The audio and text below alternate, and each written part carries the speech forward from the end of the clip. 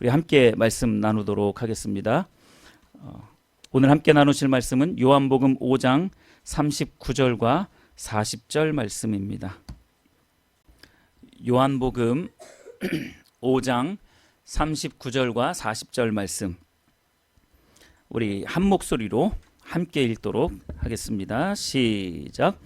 너희가 성경에서 영생을 얻는 줄 생각하고 성경을 연구하거니와 이 성경이 곧 내게 대하여 증언하는 것이니라. 그러나 너희가 영생을 얻기 위하여 내게 오기를 원하지 아니하는도다. 아멘. 자, 오늘 본문 말씀을 중심으로 해서 신앙생활하는 이유라는 제목의 말씀을 함께 나누도록 하겠습니다. 여러분들은 왜 신앙생활을 하시죠? 왜 믿음을 갖고 계시죠? 왜 예수님을 믿으시나요? 이 부분에 대해서 우리가 함께 오늘 말씀을 중심으로 해서 살펴보도록 하겠습니다. 벌써 10년이 더 지났네요. 2012년도에 여론조사를 했습니다. 글로벌 리서치라는 곳에서 여론조사를 했어요. 신앙생활하는 이유를 물어본 거죠. 당신은 왜 신앙생활을 합니까? 라고 해서 많은 크리스찬들에게 물어봤어요. 1000명에게 물어봤습니다. 1000명에게 물어봤는데 388명, 즉 38.8%가 신앙생활하는 이유를 무엇으로 들었냐면 마음의 평안을 위해서라고 대답을 했습니다.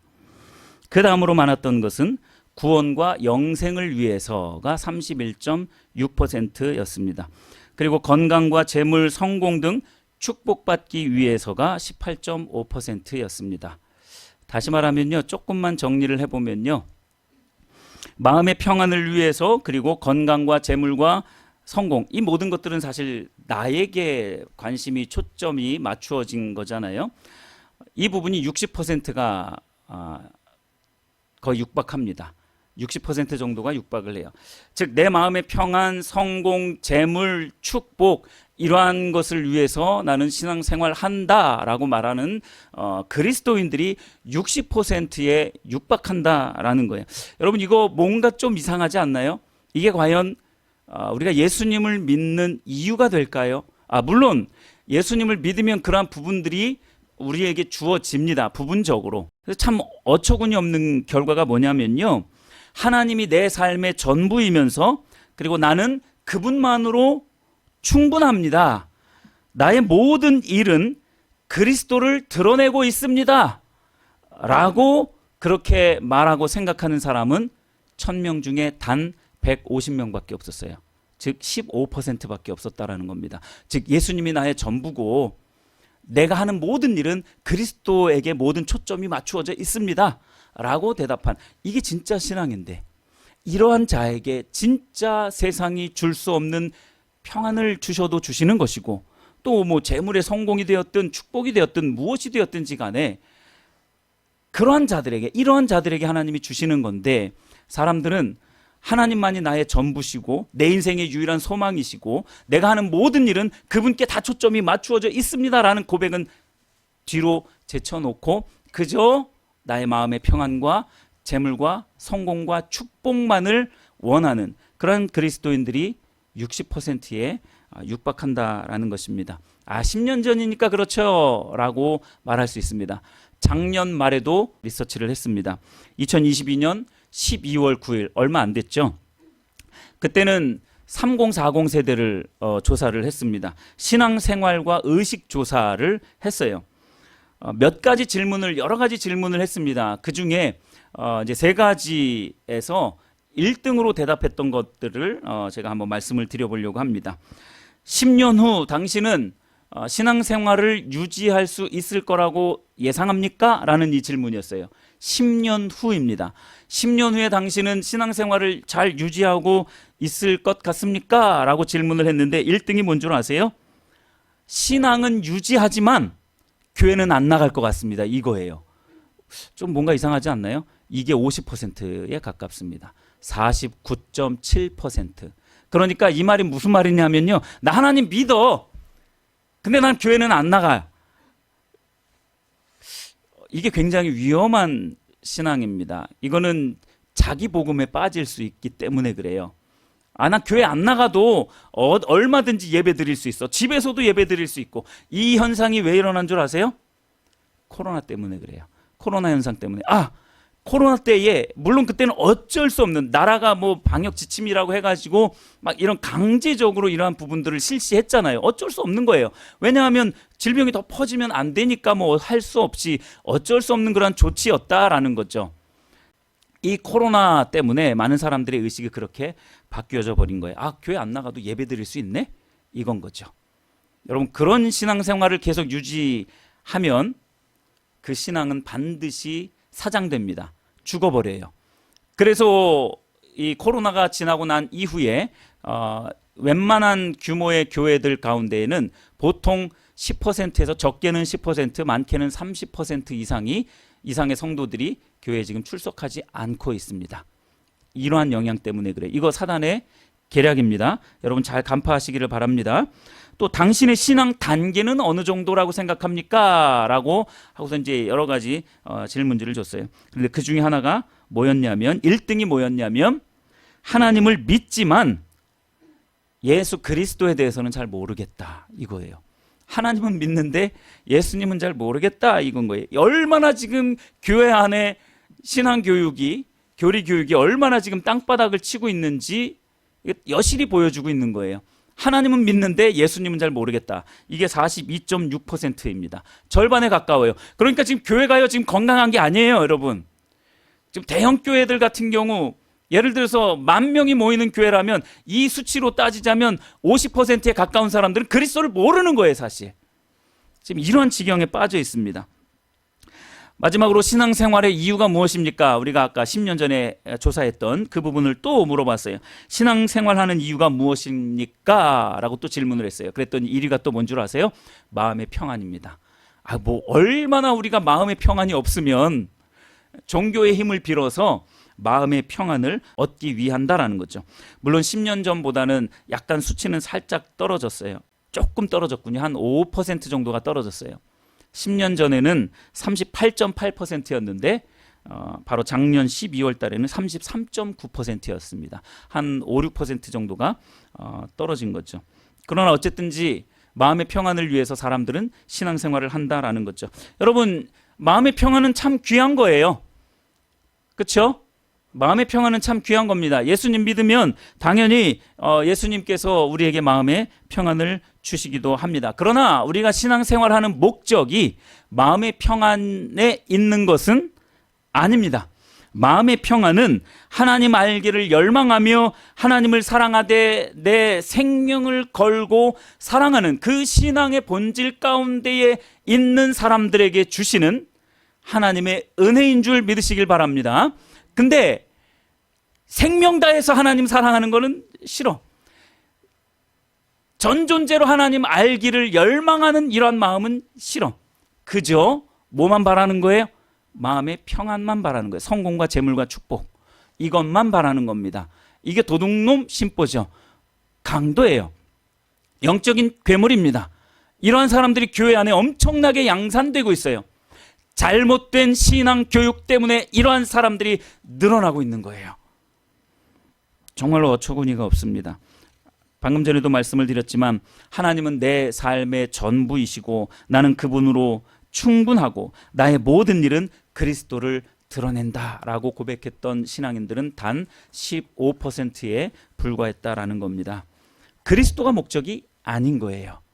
그저 교회에 나오면 평강을 얻고 재물과 축복, 성공을 얻는다는 이상한 논리로 교회에 출석하고 있는 거지, 믿음 생활을 하고 있는 게 아닌 거예요. 신앙 생활을 하고 있는 것이 아닌 거죠.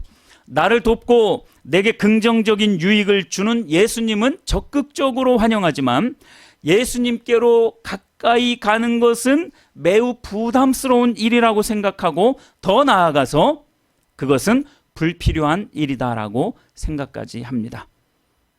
정확하게 오늘 본문 39절과 40절에 있는 말씀입니다.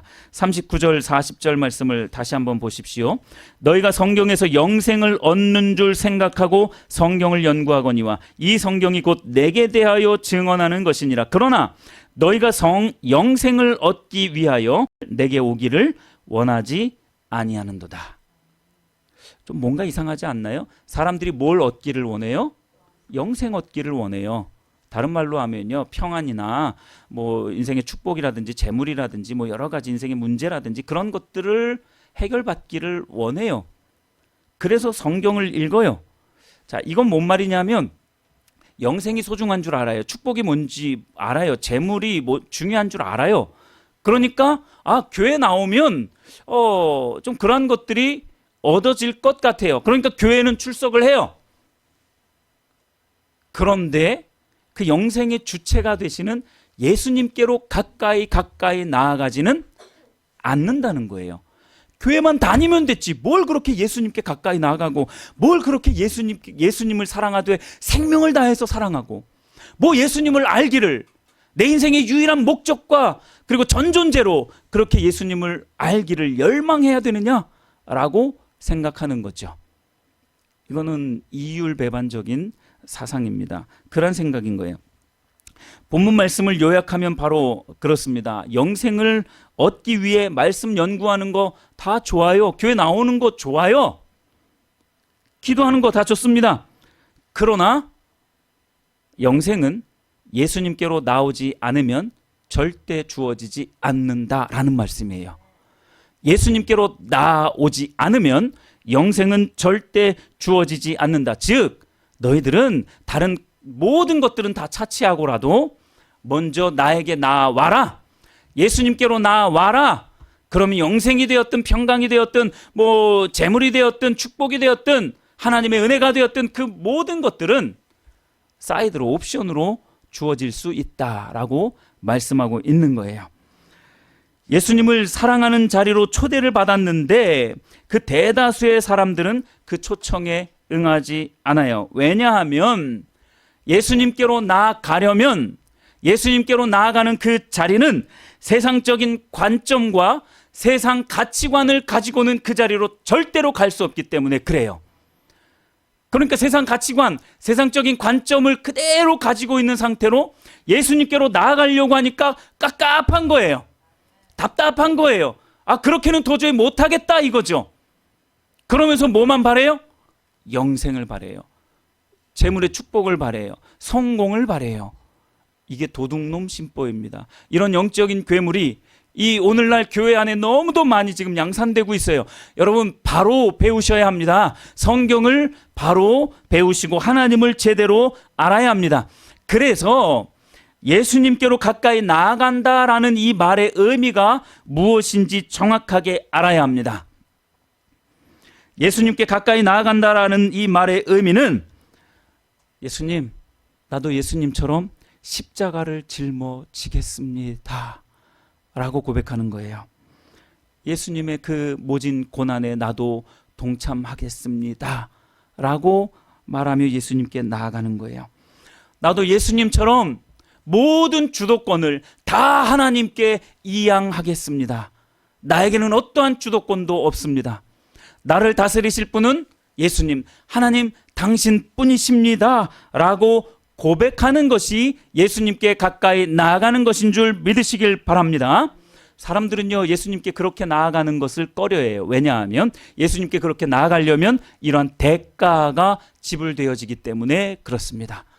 나 자신을 포기해야 되고, 내 주장, 내 의견을 내려놔야 되고, 이해해야 하고, 긍휼히 여겨야 하고, 용서해야 하니까 또 시간을 투자해야 되고, 때로는 재물도 투자해야 되고, 내 달란트, 내가 가진 재능, 이러한 것들도 드려야 되니까, 이러한 대가 지불하기가 어려우니까 예수님께 가까이 나아가기가 싫은 거예요. 그러면서 영생은 얻기를 원해요. 성공과 재물과 축복 얻기를 원한다라는 거죠. 이런 영적 괴물이 되지 않게 되기를 예수님의 이름으로 축복합니다. 대가를 지불하려고 할 때에 예수님께로 나아갈 수 있는 겁니다. 말씀을 보면 마치 영생을 얻기 위하여 예수님께로 나아가는 것 같지만 영생을 얻으려면 예수님께 나와야 돼 라고 말씀하고 있는 거지만 사실 그 말씀은 거꾸로예요. 예수님께 나아오는 자에게 영생을 주신다라는 거예요. 그러니까 사람들이 많이 오해를 해요. 신앙을 오해합니다. 자, 여러분 마태복음 11장 28절 말씀 너무나도 유명한 말씀이라서 잘 아시죠? 수고하고 무거운 짐진 자들아 다 내게로 오라. 내가 너희를 쉬게 하리라. 이 말씀을 하세요. 여기서 우리가 관심 있게 보는 대목이 무슨 부분이죠? 어떤 부분이죠? 쉬게 한다는 거. 예수님께로 가면 우리가 안식을 얻는구나, 쉼을 얻는구나. 거기까지는 좋아요. 그런데 사람들이 어떻게까지 더 생각을 진행시키냐면, 교회 나오면 안식을 얻는 거구나. 누가 교회 나오면 안식을 얻는다라고 말씀을 하고 있습니까? 예수님께로 가까이 가야, 예수님께로 나와야 안식을 얻는다라고 말씀을 하고 있는 거죠. 그러면 예수님께로 가까이 나아간다라는 게 무슨 의미인지를 알아야 돼요. 예수님께로 가까이 나아간다라는 건 그분과 내가 하나가 되는 거예요. 그걸 보고 그리스도와 연합이라고 말을 합니다. 즉 그리스도께서 사셨던 그 삶을 나도 그대로 살겠다라는 거예요. 아까 말씀을 드렸던 것처럼 십자가를 나도 짊어지겠습니다. 내 자아를 내려놓겠습니다. 옛 자아를 다 내려놓겠습니다. 내 욕심, 내 생각, 내 계획, 내 즐거움 하나님 앞에 십자가 아래 다 내려놓겠습니다. 내 주도권 다 올려드리겠습니다. 하나님만이 나를 다스려 주십시오 라고 하는 것이 예수님께 나아가는 거예요. 그러한 자들에게 약속하고 있는 것이 쉼입니다.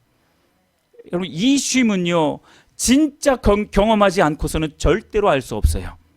그저 교회만 왔다 갔다 한다라고 해가지고 그저 좀 찬양을 들으면 괜히 마음이 좀 평안해지는 것 같아요. 이거하고는 다른 겁니다, 여러분.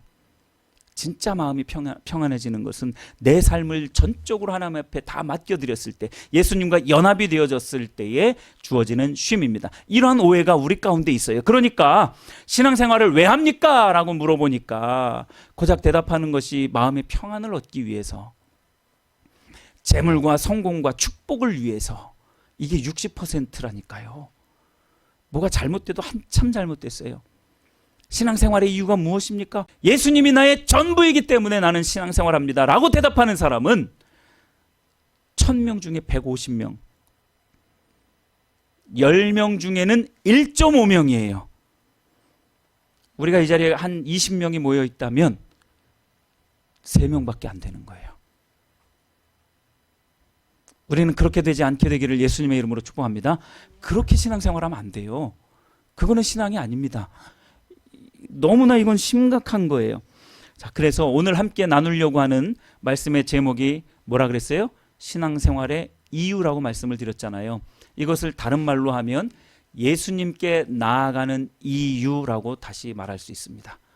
예수님께 나아가는 이유. 신앙생활의 이유가 도대체 뭐냐? 3가지를 같이 살펴보려고 합니다. 크게 3가지로 살펴보려고 합니다. 첫 번째 신앙생활의 이유, 즉 우리가 예수님께로 나아가는 이유는 예배하기 위함인 줄 믿으시길 바랍니다. 예배하기 위해서 우리는 사실 신앙생활해요. 로마서 12장 1절에 이렇게 말씀합니다. 그러므로 형제들아, 내가 하나님의 모든 자비하심으로 너희를 권하노니 너희 몸을 하나님이 기뻐하시는 거룩한 산 제물로 드리라. 이것이 너희가 드릴 영적 예배니라. 할렐루야. 산 제물로 하나님 앞에 올려드리는 거, 이게 영적 예배라는 거예요. 드리는 거죠. 제가 결론 말씀으로 드릴 건데 미리 말씀을 드릴게요. 제가 조바심이 나서. 예수님께로 가까이 나아간다는 것은 한마디로 말하면 드리기 위해서 예수님께 나아가는 겁니다. 우리 신앙생활의 이유는 드리기 위해서 우리가 신앙생활 하는 겁니다. 첫 번째가 그래서 뭐라고요? 예배 드리기 위해서 우리가 신앙생활을 하는 거예요. 예배 드리기 위해서. 너희 몸을 하나님이 기뻐하시는 거룩한 산 제물로 드려라. 여기에서 한 단어를 주의 깊게 한번 보십시오. 산 제물이라는 거예요. 제물은 원래 어떻게 해야 되죠? 죽여야 되잖아요. 근데 산 제물로 드리라는 거예요. 여기에는 이제 복합적인 의미가 있는 거죠. 중첩되는 의미가 있는 거죠. 제물은 죽여야 되는데 산채로 드리라는 거예요.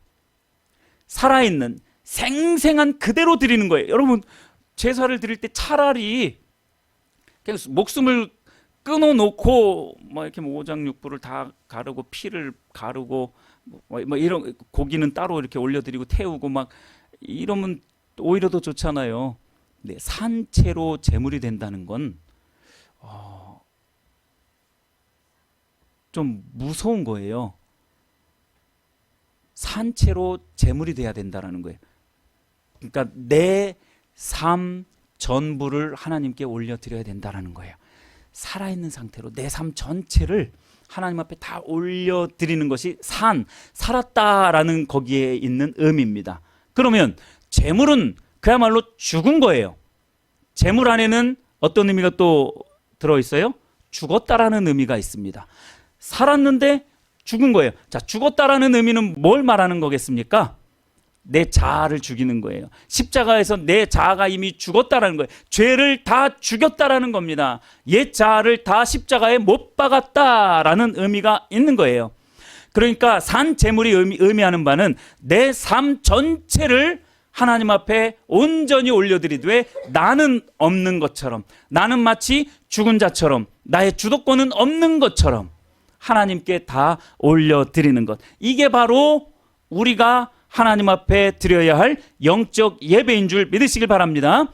이 예배가 바로 우리가 예수님께 나아가는 이유예요. 즉 신앙생활의 첫 번째 이유입니다. 신앙생활의 두 번째 이유는 방금 말씀을 드린 것처럼 드리기 위해서, 이제는 좀 더 적극적으로 드리기 위해서 신앙생활 하는 겁니다. 성도 여러분, 우리는요 신앙생활 하는 데 있어서 너무나 습관이 되어진 것이 받기 위해서 신앙생활 하는 경우가 너무나 많아요. 받기 위해서 신앙생활 하는 경우가 너무나 많습니다. 내 유익을 취하려고 그렇게 예수님께 나아가는 그러한 경향성이 우리에게 너무나 많이 있다라는 거예요. 모든 것을 드리기 위해서 예수님께 다가가 보시기를 예수님의 이름으로 다시 한번 축복드립니다.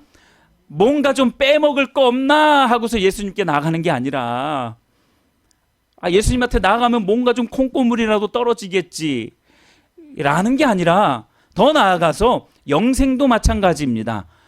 구원을 얻기 위해서 나아가기보다 예수님과 친밀한 사랑의 교제를 나누기 위해서 나아가 보시기를 바랍니다. 할렐루야. 네, 우리가 좀 그래야 돼요.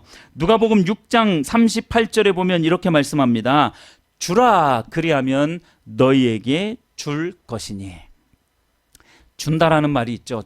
먼저 앞에 있는 주라라는 것은 누가 누구에게 주는 거예요? 내가 남들에게 주는 거예요. 내가 타인에게 주는 겁니다. 자, 그러면 두 번째, 너희에게 줄 것이요 라고 할 때 이 주는 것은 누가 누구에게 주는 거예요? 하나님이 나에게 주는 거예요. 잘 한번 보십시오, 여러분. 내가 누군가를 섬기면요, 그 사람이 나에게 뭔가를 주는 게 아니에요. 하나님이 나에게 뭔가를 해주시는 거죠. 똑같은 원리입니다. 우리는 예수님께 나아갈 때 뭔가 좀 빼먹을 게 없나, 영생이나 구원이나 또는 뭐 재물이라든지 성공이라든지 축복이라든지 이 모든 것들을 좀 빼먹으려고 예수님께 나가는 게 아니라 예수님께 드리려고 나아가 보십시오. 여러분, 예수님이 가만히 계실까요? 아니요, 가만히 안 계세요. 하다못해 다른 사람들에게 베풀고 섬기면 하나님이 하늘의 보물창고를 열어서 하나님이 주시겠다라고 말씀을 하는데, 우리가 예수님께로 나아갈 때에 뭘 빼먹으려고 나가는 게 아니라 정말로 나의 모든 것들, 즉 내 마음 중심을 하나님 앞에 예수님께 다 드리려고 나아가 보세요. 예수님 아마 안달이 나서, 주지 못해서 안달이 나서 마음이 괴로우실걸요. 그런 신앙생활 하는 사람 어디 없습니까? 할렐루야. 우리가 그러한 사람이 되시기를 다시 한번 예수님의 이름으로 축복합니다. 왜 하나님이 이러한 것을 요구하실까요? 먼저 하나님이 우리에게 모든 것을 다 주셨기 때문에 그래요. 자신의 생명까지 주셨는데 도대체 뭘 우리가 더 바랍니까? 자신의 생명까지 주셨어요. 근데 우리가 뭘 더 바라냐고요. 성공, 재물, 행복, 축복, 문제 해결, 그건요, 우리가 예수님만이 내 삶의, 예수님만이 내 전부입니다. 나의 모든 일은 그리스도께로 향하여져 있습니다 라고 고백하는 사람들에게 주시는 하나님의 은혜인 것이죠. 하나님도 이제는 우리에게 좀 받으실 만한 그 권리가 있지 않을까요? 그렇게 생각 안 하세요?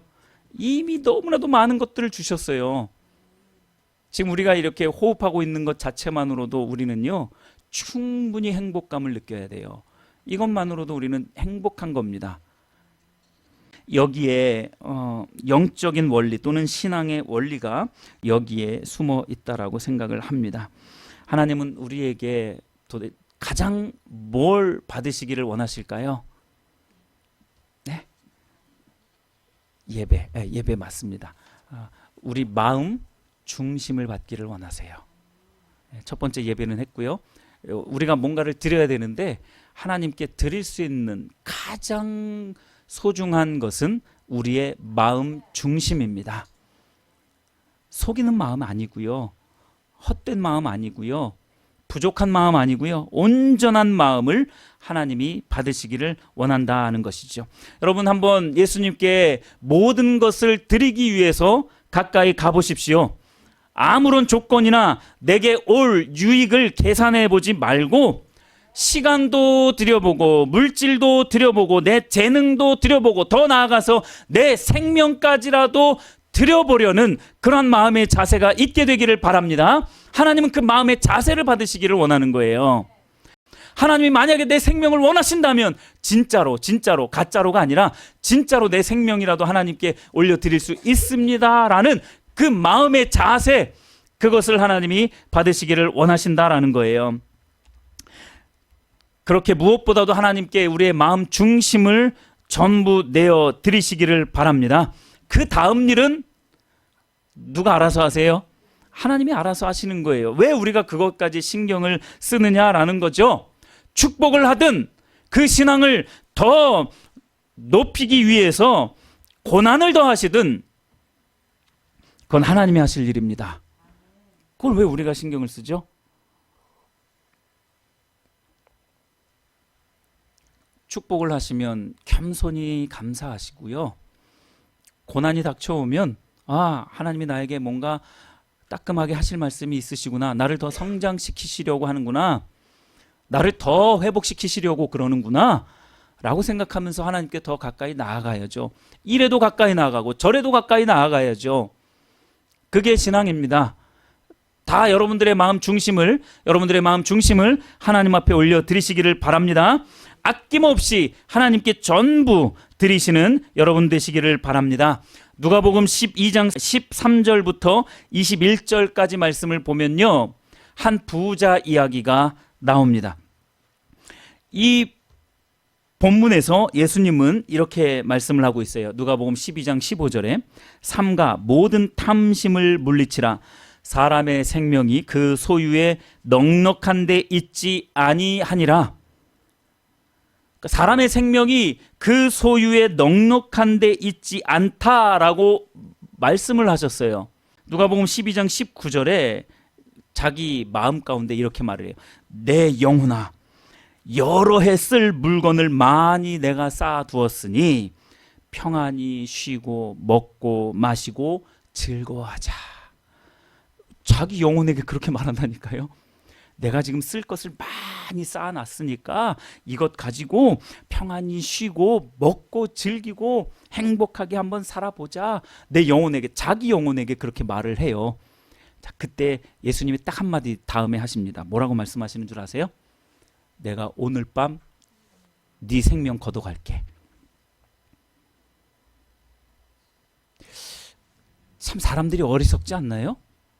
생명의 주관자가 하나님이신데 그 하나님께 내 전 존재를 드리지도 못하면서 내가 즐기고 행복하고 재물을 쌓고 평안을 얻고 여기에만 관심이 있어요. 아니, 이 모든 것들을 주관하시는 분이 누구신데요? 하나님이시잖아요. 그분께 나의 모든 것들을 다 맡겨드리지 못하면서 그분에게 속해 있는 그것만 바라는 거예요. 아니, 이것처럼 바보 같은 사람이 어디 있어요? 이런 사람처럼 멍청하게 신앙생활을 하는 사람이 어디 있습니까? 여러분들 안에 있는 모든 것들을 다 비워내시기를 바랍니다. 하나님께 다 드려보세요. 그러면 무엇으로 채워지는 줄 아세요? 이 온 우주 만물을 다 소유하고 계신 그 하나님이 내 안에 임하시는 줄 믿으시길 바랍니다. 내 속에 있는 모든 마음 중심을 다 하나님 앞에 올려드려 보세요. 하나님이 내 안에 가득 찹니다. 그러면요, 배고파도 행복하고요, 배불러도 행복하고요, 없어도 행복하고요, 있어도 행복합니다. 고난을 당해도 행복하고요, 문제가 해결되어도 행복하고, 어떤 상황이 되었든지 간에 그 사람은 일체의 행복의 비결을 얻을 수 있습니다. 배운 거예요. 사도 바울이 그렇게 고백을 하고 있는 거죠. 하나님께 다 드리기 위해서 신앙생활 하는 줄 믿으시길 바랍니다. 세 번째, 왜 우리가 신앙생활을 하는가? 이것을 우리가 또 알려면 하나님이 우리를 창조했을 당시 왜 우리를 지으셨는지, 어떤 목적을 가지고 우리를 지으셨는지, 그리고 우리를 왜 부르셨는지, 그것을 알면 신앙생활하는 이유 세 번째를 우리는 알 수 있습니다. 하나님께서 우리를 지으신 목적과 그리고 이 땅에 태어나게 하셔서 우리를 부르신 하나의 목적이 있는데, 그것은 바로 하나님을 알고 사랑하는 하나님과의 친밀한 사랑의 교제, 그 사귐 가운데 있는 줄 믿으시길 바랍니다. 창조 당시 아담과 하와를 만드셨을 때 가족으로 부르셨어요. 가족이라고 다 똑같은 가족은 아니지만 가족의 기본적인 의미가 뭡니까? 사귐에 있어요. 사귐. 친밀한 교제입니다. 사귐에 있어요. 하나님이 아담과 하와를 만들어 놓으시고 사귀기를 원했던 거예요. 친밀한 교제를 나누기를 원했던 겁니다. 즉 다시 말하면요, 이 창조의 목적이 바로 우리가 신앙생활하는 이유입니다. 할렐루야. 하나님께서 우리를 창조하신 이유와 목적은 바로 이러한 하나님과의 사귐에 있다라는 거예요. 이 사귐을 통해서 하나님은 자신에게 합당한 영광을 취하시고 우리에게는 한없는 하나님의 은혜와 사랑을 베풀어 주시는 겁니다. 근데 이 교제가 없는데 어떻게 우리가 그 하나님의 한없는 은혜와 사랑, 긍휼을 우리가 받을 수 있겠느냐라는 거예요.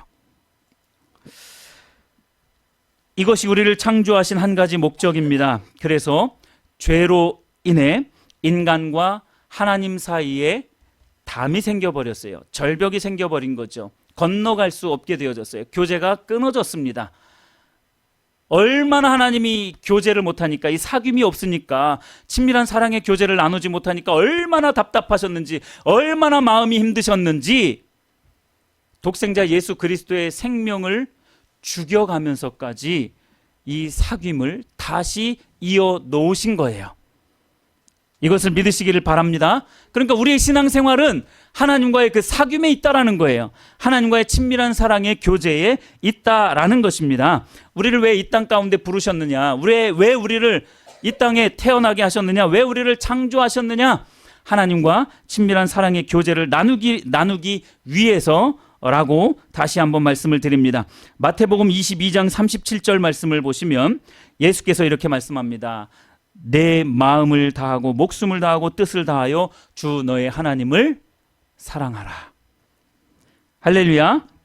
로마서 8장 28절에는 또 이렇게 말합니다. 우리가 알거니와 하나님을 사랑하는 자 곧 그의 뜻대로 부르심을 입은 자들에게는 모든 것이 합력하여 선을 이루느니라.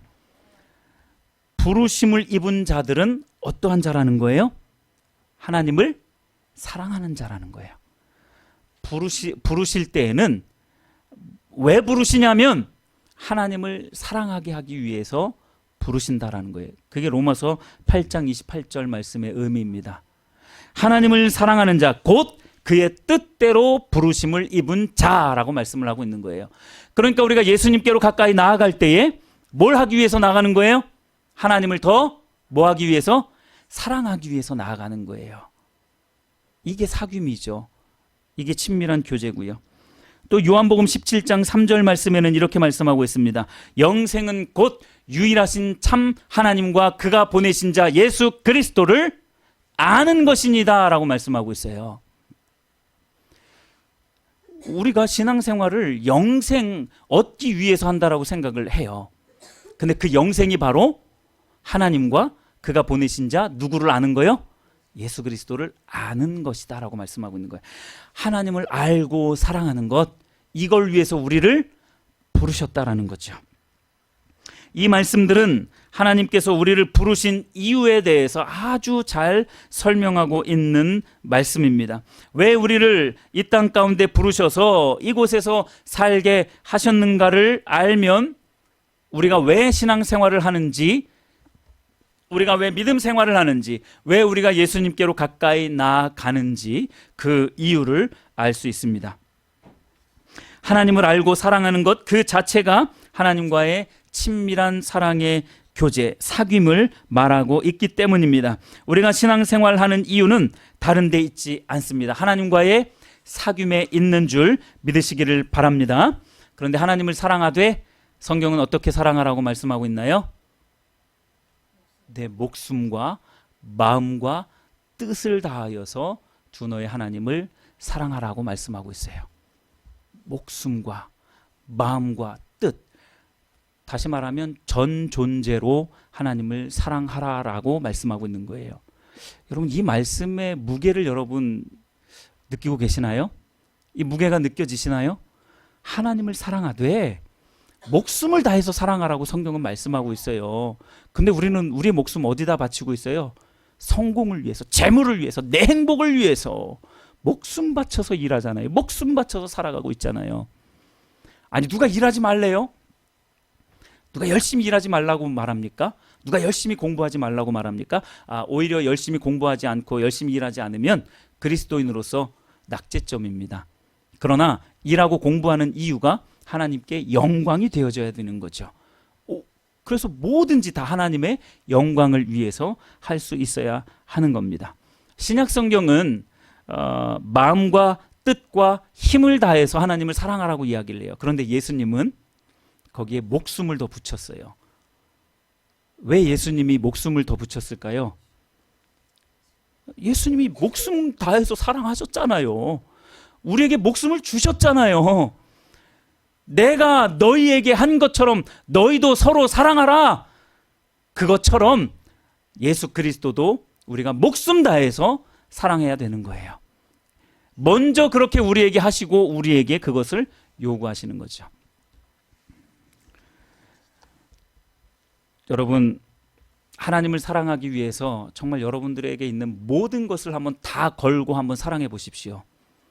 생명까지 건다면 뭘 못 걸겠습니까? 한번 여러분들의 전 존재를 다 걸고 예수님을 한번 사랑해 보십시오. 그 삶이 어떻게 변하는지 저는 기대가 됩니다. 정말이에요. 놀랍도록 변합니다. 놀랍도록 변해요. 오늘날의 그리스도인들이 왜 그렇게 놀라운 변화들을 왜 경험하지 못하느냐? 목숨을 걸고 예수님을 사랑해보지 않았기 때문에 그래요. 재물을 위해서는, 성공을 위해서는, 내 마음의 평안을 위해서는 할 짓 못할 짓 다 하는데 예수님을 사랑하는 것에 있어서는 다 가려가면서 해요. 이렇게 하면 나에게 손해가 되고, 이렇게 하면 나 힘들고, 이렇게 하면 내 시간이 손해를 받고, 이렇게 하면 내 성공하는 데 걸림돌이 되고, 이렇게 하면 내 재물에 손해가 되고, 다 걸러가면서 그렇게 교회를 나오면서 하나님 사랑한대요. 그러니 실제적인 하나님의 은혜와 축복과 평강과 안식과 때로는 인생에서 주어지는 그러한 재물의 축복, 이러한 것들이 제대로 주어질 리가 없는 거죠. 말씀을 정리하면서 마무리하도록 하겠습니다. 성도 여러분, 제가 간곡히 부탁을 드리겠습니다. 진리 외적인 부분들, 진리 외적인 부분들, 인간적인 모든 부분들, 세상적인 모든 부분들은 힘을 빼십시오. 마치 죽은 사람처럼 힘을 쫙 빼십시오. 양보하고 배려하고 큰 자가 되어서 여러분들이 져주십시오. 왜 이기려고 바락바락 그렇게 목에 핏대를 세우면서 그렇게 바락바락 대드나요, 우리가? 다만 진리와 관계된 일에는 여러분 목숨과 힘과 뜻과 마음을 다하시기를 예수님의 이름으로 축복합니다. 진리에 관련되어서는 목숨을 다해야 되는 거예요. 그게 신앙입니다. 목숨 다해서 하나님 사랑하시고, 목숨 다해서 하나님 예배하시고, 목숨 다해서 하나님 알고 사랑하는 그 친밀한 사랑의 교제, 그 사귐 가운데로 나아가야 되는 거예요. 드리기 위해서 제발 좀 나아가 보십시오. 예수님께 좀 드리기 위해서 나아가 보시라는 거예요.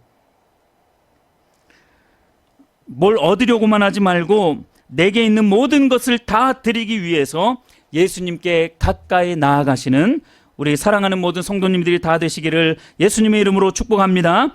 그렇게 되면요, 영생뿐만 아니라 하늘의 신령하고 좋은 것들, 하나님의 유업이 저와 여러분들에게 주어질 줄 믿으시길 바랍니다. 할렐루야. 그렇게 예수님께 나아가는 자들에게 주는 거지, 그저 이것만 바라고 나아가는 자들에게는 절대로 주어지지 않습니다. 오히려요, 섣불리 이러한 것들을 받아 누리잖아요. 그런 사람들이 영적인 괴물들이 되는 거예요.